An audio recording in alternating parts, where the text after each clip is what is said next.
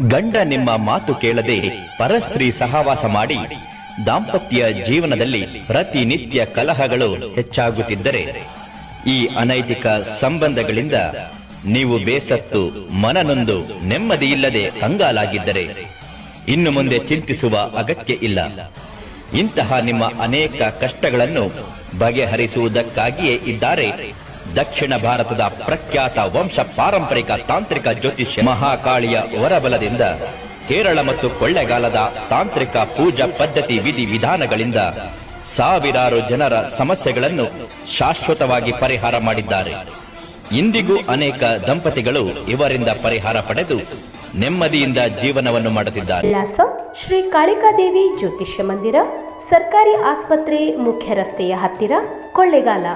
Mobile number 8951153739.